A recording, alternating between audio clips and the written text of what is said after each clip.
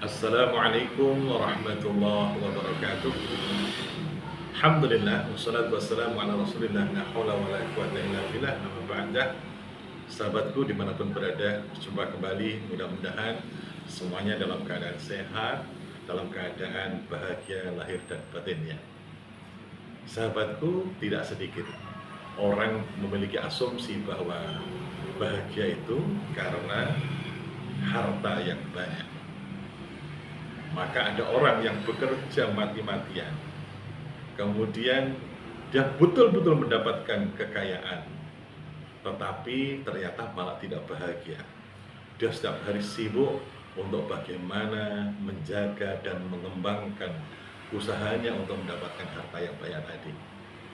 Akhirnya dia tidak menikmati, yang ada adalah dia dikendalikan oleh hartanya itu.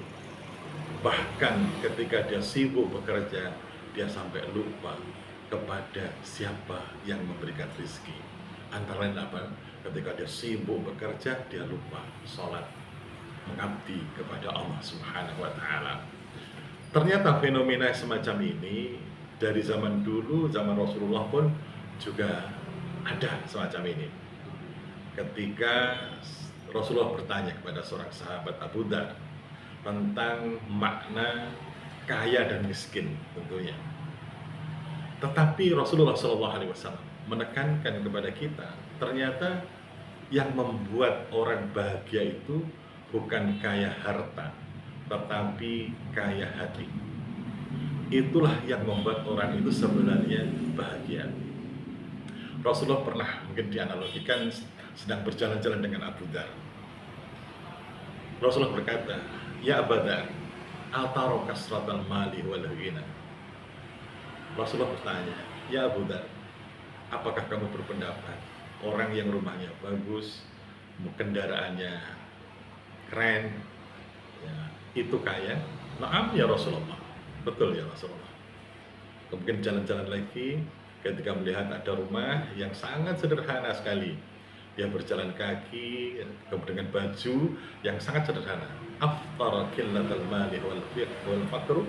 Kata Rasulullah, apakah kamu juga melihat, berpendapat bahwa orang yang hartanya sedikit itu miskin? "Na'am ya Rasulullah." "Betul ya Rasulullah." Tapi sahabat-sahabatku sekalian, Rasulullah sangat bijaksana sekali. Kemudian Rasulullah itu menjelaskan, "Innamal ghina ghinal qalbi wal faqru faqru qalbi." Sesungguhnya kaya itu ukurannya bukan harta yang banyak, atau miskin itu karena hartanya sedikit. Innamal ghina ghinal qalbi wal faqru qalbi.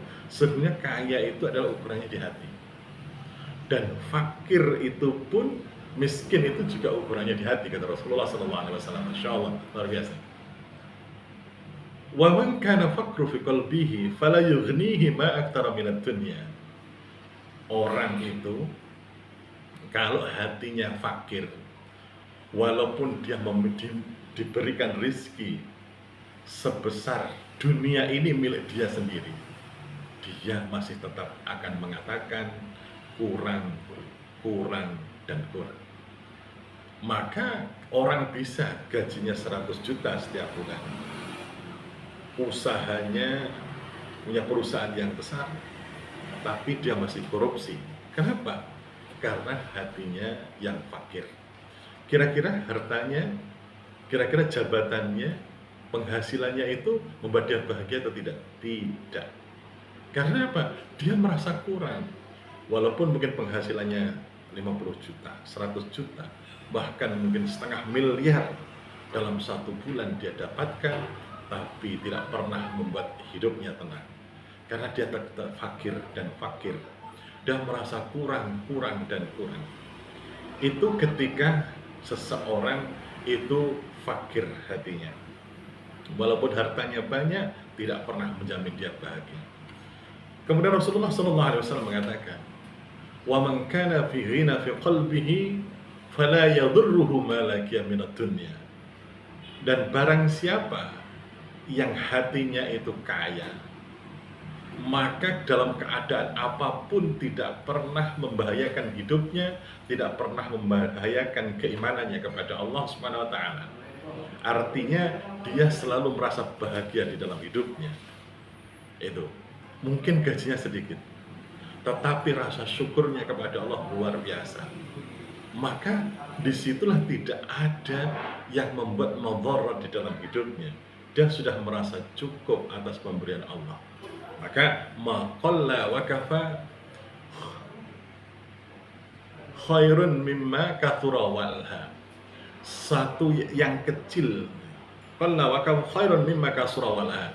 Yang kecil itu tapi membuat hatinya merasa cukup, itu lebih baik daripada banyak akhirnya dia melalaikan kepada tugasnya yang sesungguhnya mengabdi kepada Allah Subhanahu wa taala. Sahabatku dimanapun berada, mudah-mudahan kita semuanya menjadi orang yang pertama adalah kaya hatinya, kemudian bisa juga menjadi orang yang kaya hartanya. Maka barang siapa yang diberikan kaya hatinya, dia akan bisa menikmati anugerah Allah, dan dia pun juga membagikan kenikmatan itu kepada yang lainnya. Tetapi orang yang fakir di dalam hatinya, walaupun diberikan kekayaan sebesar apapun, maka dia akan merasa kurang dan tidak pernah bisa menikmati kekayaannya itu. Yang ada bahkan mungkin masih tamak, seharusnya haknya orang lain, kemudian masih diambil oleh dirinya.